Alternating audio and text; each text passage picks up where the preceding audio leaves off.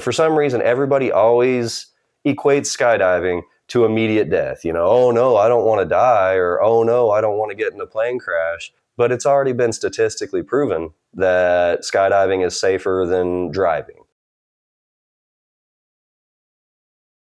How has skydiving changed your life? Skydiving has changed my life a lot. Skydiving's changed my life in one of the biggest parts because next week I'm about to quit my job, a well-paying job and a job that I love, to go out to Arizona in the middle of the desert and get a job out there at Skydive Arizona. I'm going to try to be an aircraft mechanics apprentice out there. Well, I will. How hard can it be? We're going to go out there. We're uprooting our entire lives. We're taking 4 cats and we're living in an RV trailer, and at least for a couple of years for the foreseeable future. And I hope to do well out there. And really, I just want to learn out there because it's the biggest drop zone in the world. It has world champions. That's another thing about the sport, and like how the sport's changed my life, is a lot of people don't realize how accessible the sport is, because like I've gone to tunnel camps where you go to the wind tunnel with coaches and with a team called the Arizona Airspeed. They're the world champion 4-way formation skydiving, belly flying skydiving team. As long as you have the time and the money to get coaching from them, you can go learn from the world's best. Like, I don't know of many, to put an American analogy into it, or I guess a comparison, a metaphor, I don't know of many high school students that, graduate high school and they played high school football, and then they're like, hey, New England Patriots, like, I want to come practice with you. Like, that doesn't happen very often in any other sports, but in ours, you can go get coaching from the world's best right now if you wanted to. Do you think facing fears in the sky has shaped your way you deal with challenges on the ground? Actually, I would say no. Just because my entire life since the Army and jumping out of planes, and then I deployed twice to Iraq and Afghanistan, and we got in quite a few scrapes over there. And then after I got back from that, I got on with an ambulance service as an EMT. As it was an EMT basic. There's different levels of licensure. And then I also got on with Broken Arrow Fire, the fire department, where you also run EMS services as well, the ambulance. And so I went and got my paramedic. I went to paramedic school, did my paramedic internship. Now I've been a medic for 7 or 8 years. And so all that to say that since my late teens, since I joined the Army, my whole life has been fear and inoculated to fear at this point. We're old friends. I can see it. I can recognize it.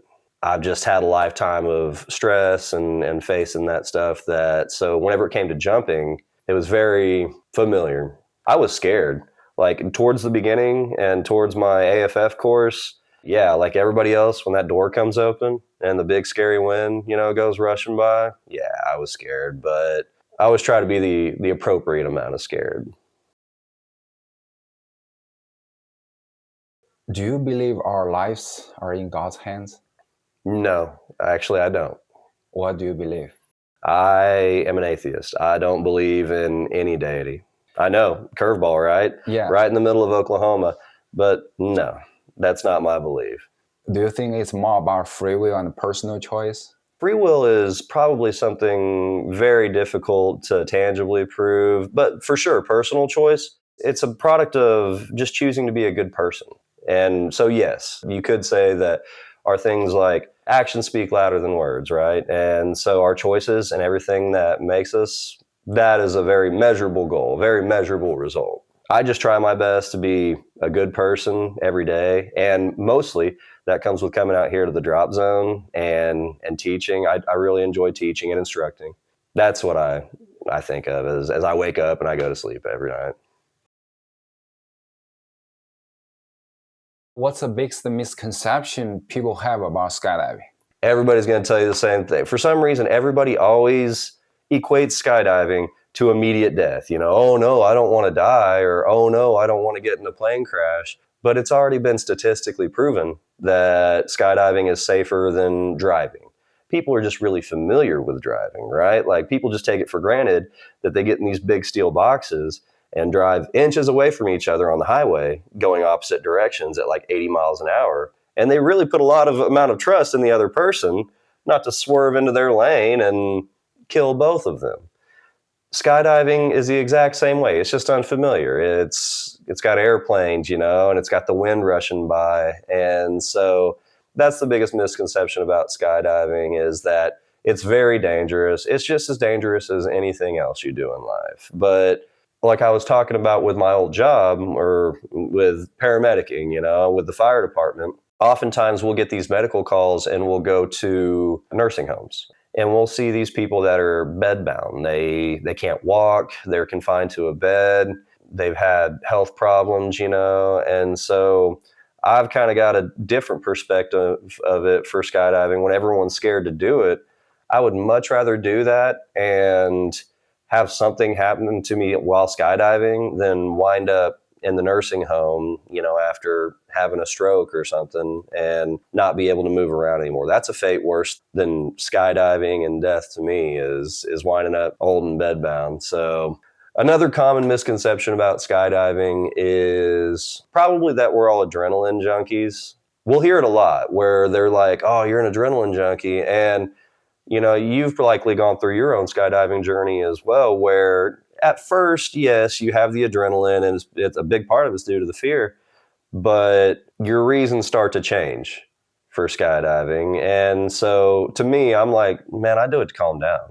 Like after 2 or 3 weeks, if I haven't jumped, you start to get a little antsy. You just start to want to go out and make a jump and just feel that familiar feeling. Get you a sunset load in where you just do a hop and pop. I always just like to pull high and do all my chores on a sunset load, and then just kind of sit back in the harness and just kind of put my hands in the toggles, and I'll face the sunset and just sit there and just go, and just kind of relax for a little while. I think I'll do it tonight too, if I can squeeze a sunset load. What would you say to someone who wants to try skydiving but feels scared? Do it scared.